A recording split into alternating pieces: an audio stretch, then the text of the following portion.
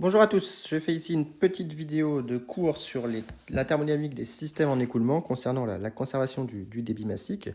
Donc on va s'intéresser à un écoulement de fluide, qui peut être un gaz ou un liquide, à travers une canalisation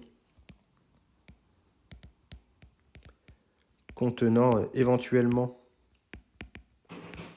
des pièces mobiles. Ça, on en aura surtout besoin dans le premier principe. Donc soit un écoulement de fluide à travers une canalisation contenant éventuellement des pièces mobiles. Et donc l'écoulement est supposé stationnaire ou permanent.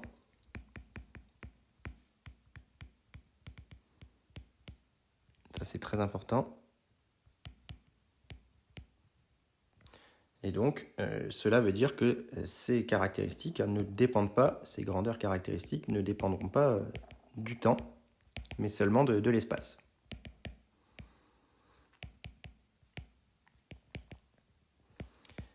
Très bien, donc je vais dessiner ici ma canalisation. Je vais la considérer dans un premier temps horizontale, c'est pas très important. Et puis une partie qui peut éventuellement contenir des pièces mobiles. Voilà, ça ce sera surtout pour le premier principe. Donc, ce qu'on va faire, c'est qu'on va isoler par la pensée, isolons par la pensée, une partie de la canalisation contenant, éventuellement contenant la pièce mobile, les pièces mobiles.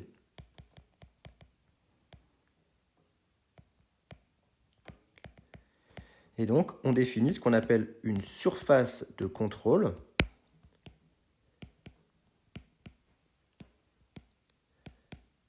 sigma qui va être fixe dans le référentiel d'étude et qui va contenir justement la partie que je souhaite étudier, à savoir ici les parties mobiles. Donc je me fixe une surface de contrôle, sigma, qui contient du fluide à l'intérieur, évidemment. Il y a le fluide dans la surface de contrôle. Et ici, on a un écoulement de fluide. Je le répète. Ici, on a un écoulement qui se fait par exemple de la gauche vers la droite. Et donc, à cause de l'écoulement,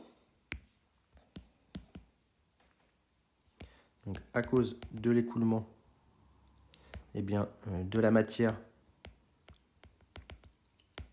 entre et sort de la surface de contrôle.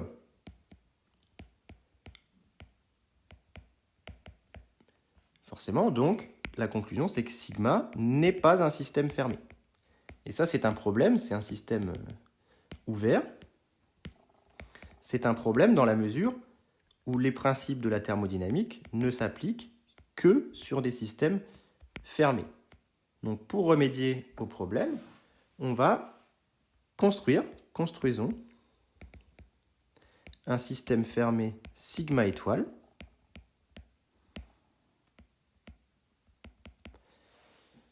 qui n'aura pas la même forme entre deux instants successifs, t et t plus dt.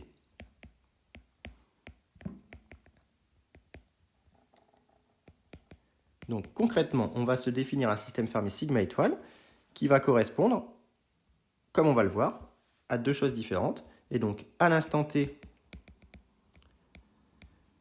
on va dire que sigma étoile de t, ça va être égal au fluide contenu dans la surface de contrôle à l'instant t, union, ce qu'on va appeler sigma e. Donc ça, sigma de t, c'est le fluide contenu dans la surface de contrôle à t. Et sigma e, c'est le fluide qui va entrer dans la surface de contrôle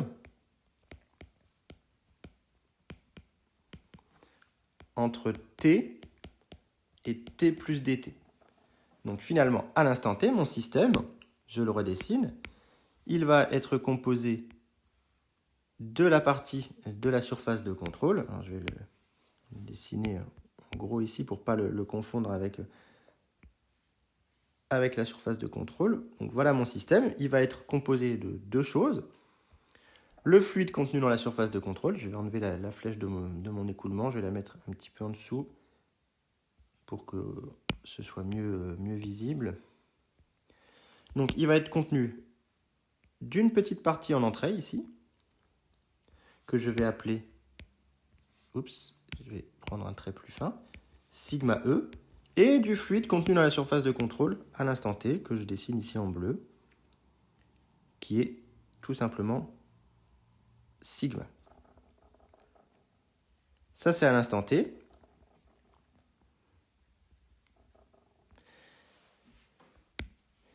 Et à l'instant T plus dt,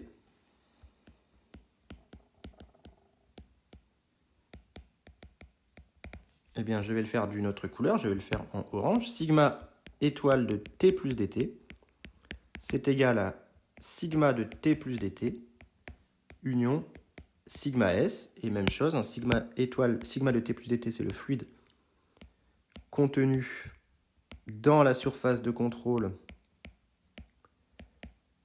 en T plus dt. Et sigma S, c'est le fluide qui est sorti de la surface de contrôle entre T et T plus dt. Voilà, c'est un petit peu technique, mais on a une surface de contrôle qui délimite par la pensée une partie du système, et ensuite on vient construire un système fermé là-dessus, qui n'a donc pas la même allure à l'instant t et à l'instant t plus dt, dans la mesure où, à cause de l'écoulement, les molécules se sont déplacées. Donc voilà mon système à l'instant t plus dt, qui va être constitué de cette partie que je vais appeler sortie, sigma S, qui va faire référence à la sortie, ou l'aval, et sigma E, qui correspond donc à l'entrée, ou l'amont. Voilà. Et donc finalement, ici, sigma S, c'est ce que j'ai dessiné en orange, sigma E, c'est ce que j'ai mis en rouge, et sigma de T et sigma de T plus dt sont ce qui a le fluide contenu dans la partie bleue. Donc une fois que j'ai fait cela, je peux définir pour chacun des petits systèmes sigma E et sigma S les variables intensives que sont pression, que je mettrai PE, température, que je mettrai TE, et ici en sortie PS, TS, etc. Donc maintenant, sigma étoile est un système fermé, puisqu'il est constitué des mêmes molécules à l'instant t et à l'instant t plus dt. Donc par définition du système fermé, eh bien, la masse de sigma étoile à l'instant t est égale à la masse de sigma étoile à l'instant t plus dt. Et par extensivité, je peux écrire que la masse de sigma étoile de t, c'est la masse de sigma de t, plus la masse de sigma E, qui est égale à la masse de sigma de t plus dt, plus la masse de sigma S. Et maintenant, comme on a considéré que l'écoulement était permanent, eh bien, on en déduit que la masse de sigma de t est égale à la masse de sigma de t plus dt. Donc ces masses se simplifient. Ça, c'est dû au fait que l'écoulement est permanent. Donc j'ai le même fluide dans la surface de contrôle à l'instant t et à l'instant t plus dt.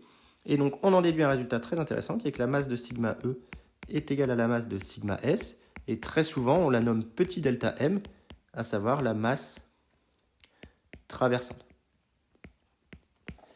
Et donc de la même manière, si je divise cette masse traversante par dt, donc entre t et t plus dt, eh bien on a m de sigma E que j'aurais pu noter delta me et m de sigma S que j'aurais pu noter delta ms, eh bien, qui sont égales. Donc je peux diviser par dt, delta me sur dt égale delta ms sur dt, égale delta m sur dt. Donc on a bien conservation du débit massique. Alors attention, pour la conservation du débit volumique, il faudrait être sûr qu'il n'y a pas de changement d'état, sans quoi évidemment le volume peut changer sans que la masse ne change. Donc on a bien conservation du débit massique que l'on note dm dans la suite, je vous rappelle, en kilogrammes par seconde, qui est donc conservé. Donc voilà pour cette première vidéo sur les systèmes ouverts concernant la conservation du débit massique. Maintenant, dans la suite, on va faire une deuxième vidéo sur le premier principe industriel pour ce même type de système en se basant sur justement la conservation du débit massique. Donc j'espère que cette vidéo vous a plu. S'il y a des questions, mettez-les en commentaire.